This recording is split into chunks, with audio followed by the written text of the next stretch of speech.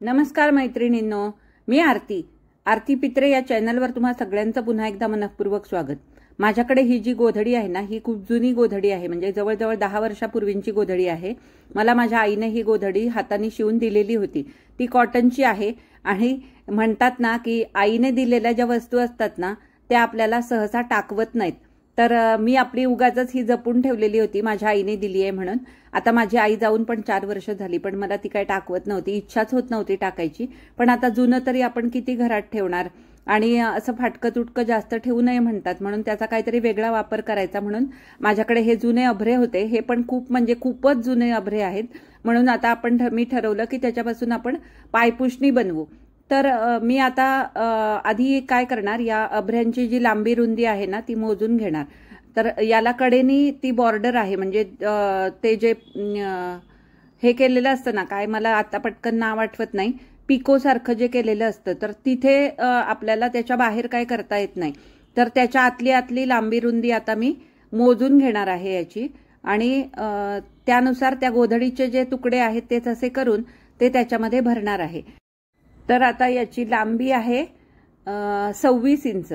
हे बघा, लांबीच्या बाजूने हे 26 इंच आहे आणि रुंदीच्या बाजूने आहे जवळजवळ 16.5 ते 17 इंच, 16.5 इंच आहे। तर आता त्या गोधडीचे तेवढेच मला तुकडे करायचे, पण काय करायचं, 1-1 इंच कमी पकडून आता मी त्या गोधडीचे तुकडे करणार आहे। तर इथे मी पहिल्यांदा लांबी मोजली आणि पेनाने मार्क करून घेतलं, कारण तशी ही जुनी गोधडी आहे आणि हे आतमध्ये जाणार आहे, त्यामुळे पेनाने मार्क केलं तरी फारसा फरक पडत नाही। तर अशा पद्धतीने पहिल्यांदा एक तुकडा मी कापून घेतला आणि त्याच मापाने मग अजून 2 तुकडे कापून घेतले, म्हणजे एका अभऱ्यासाठी साधारण 3 तुकडे भरायचे असं मी ठरवलं। काय होतं माहितीये का, पावसाळ्यात आपली फरशी गार पडते किंवा थंडीत आपली जेव्हा फरशी गार पडते ना, तेव्हा आपण ओट्यापाशी जेव्हा पोळ्या करायला किंवा स्वयंपाक करायला उभे राहतो तर पायाला फरशी खूप गार लागते। तर अशा वेळेला हे जरा जाड खाली असलं ना पायाखाली की जरा बरं पडतं, म्हणजे पायाला आपल्या थोडी उब मिळते आणि आपलं काम पण व्यवस्थित होऊ शकतं ओट्यावरचं। तर त्यासाठी ही थोडीशी जाड पायपुषणीच मी बनवणार आहे, फक्त ओट्यापाशी वापरायला। तर आता मी 3 त्या गोधडीचे तुकडे एका मापाचे कापून घेतलेत आणि आता ते या अशा अभऱ्यात भरून तो व्यवस्थित ते सगळं आतमध्ये घालायचं आणि असं प्लेन करून घेऊन नंतर मग मशीनवर नेऊन त्याच्यावर टिपा मारायच्या। तर असं मी प्रत्येक अभऱ्याला आता करून घेणार आहे। आणि हे बघा, आता हा एक अभरा माझा भरून पूर्ण झालेला आहे आणि आता हा मी बाजूला असा घडी करून ठेवलाय म्हणजे, आणि दुसरा आता अभरा घेते, पण तो अभरा ना या आधीच्या अभऱ्यापेक्षा खूपच मोठा होता। हे बेडशीट सोबत आलेले रेडीमेड अभरे असतात ना, ते काही वेळेला मोठे असतात, तर एवढं मोठं पायपुषणं काही आपल्याला लागत नाही। मग मी विचार केला की याच्या अर्धा, म्हणजे हा दुमडल्यानंतर जेवढी साईज होईल ना तेवढ्या साईजचं पायपुषणं बनवायचं। मग मी तो दुमडला आणि त्या साईजचे मग गोधडीचे तुकडे कापून आता मी त्याच्यामध्ये ठेवणार आहे। दुमडल्यावर त्याची जेवढी साईज होईल तेवढ्याच साईजचे गोधडीचे तुकडे कापायचे आणि ते बरोबर त्या घडीमध्ये ठेवायचे असा मी विचार केला। तर त्या साईजचे तुकडे आता मी कापून घेते।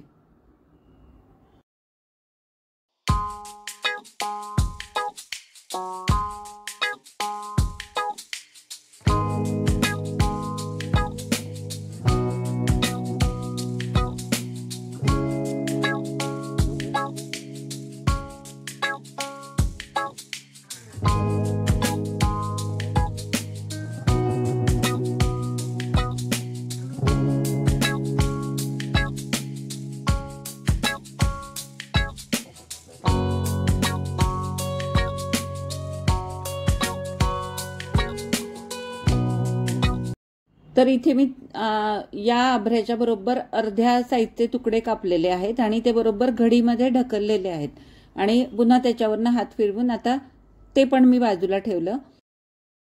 आणि एवढं सगळं झाल्यानंतर गोधडीचे नाही म्हटलं तरी बऱ्यापैकी गोधडीचा भाग शिल्लक राहिलेला होता। मग आता याचं काय करायचं असा विचार केला। मग परवा मी एक 1.5 पट्टीची गोधडी दाखवलेली होती, तर त्यातल्या काही साड्यांचे तुकडे राहिलेले होते।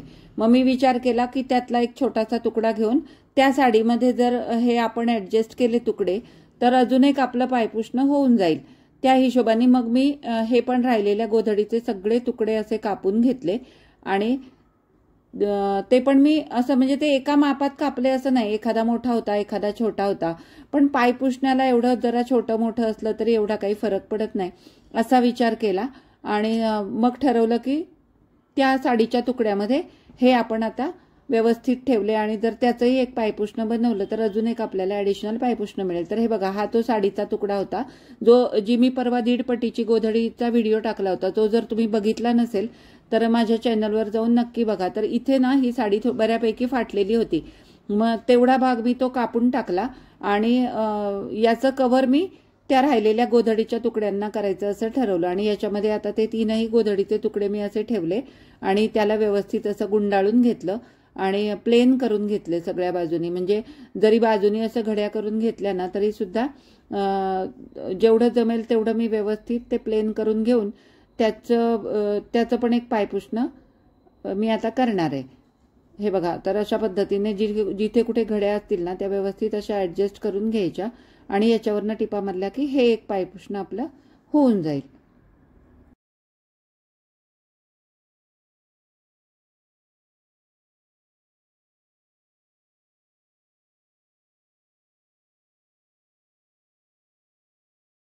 तर अशा प्रकारे आता 3ही पायपुसणी माझी ही सेट करून झालेली आहेत.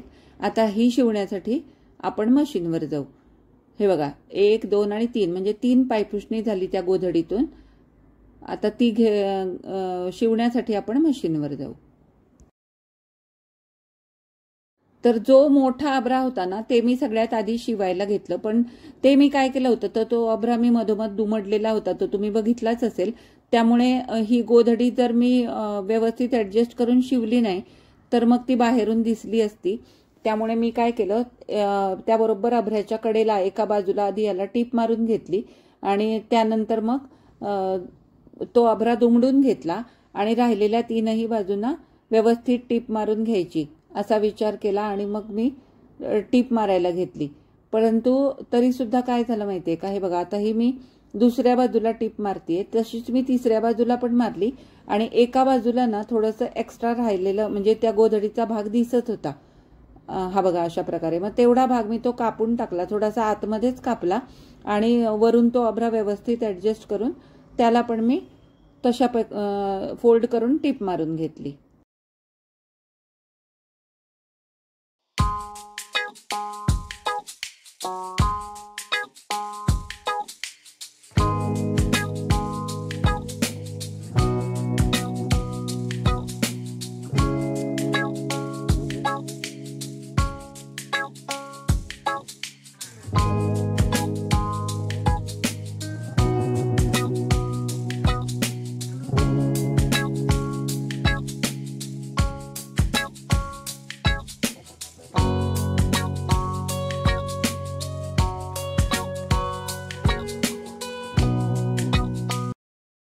मी सगळ्यात आधी पहिल्यांदा अभरा घेतला होता ना तो मी आधी मोठाच ठेवला होता, पण ज्या वेळेला मी मशीनवर बसले तेव्हा तो मला खूप मोठा वाटला, म्हणून मी तो पण दुमडून त्याचं दुमडलेलं पायपुसणंच करायचं असं ठरवलं आणि तो पण दुमडून आता मी त्याला तशा पद्धतीने टिपा मारल्या.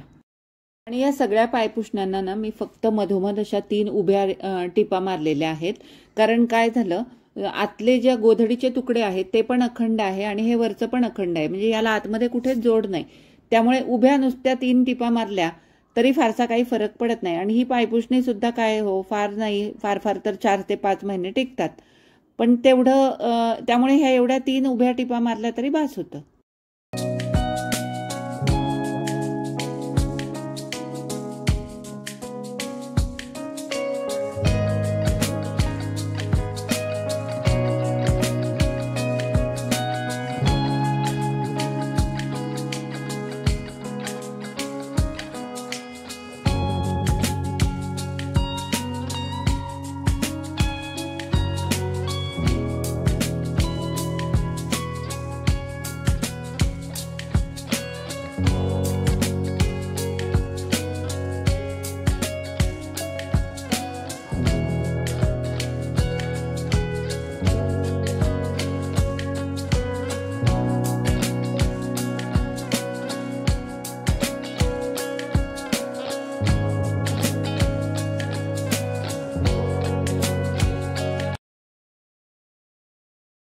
हे बघा, अशा प्रकारे आपली तीनही पायपुसणी शिवून झाली.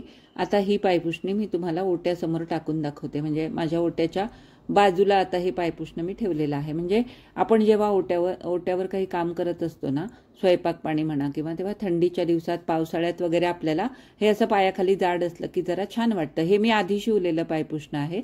हे माझ्या ड्रेसचं शिवलेलं होतं. आणि आता ही जी शिवलेली आहेत ही 2 आहेत अभऱ्यांची आणि एक त्या साडीच्या तुकड्याचं शिवलेलं आहे. तर एकंदरीत आजचा हा व्हिडिओ तुम्हाला कसा वाटला मला कमेंट करून नक्की सांगा. आणि व्हिडिओ आवडला असेल तर लाईक करा, शेअर करा. माझ्या चॅनलवर नवीन असाल तर चॅनलला नक्की सबस्क्राईब करा आणि सोबतचं बेल आयकॉन दाबा. थँक्यू. Thanks for watching.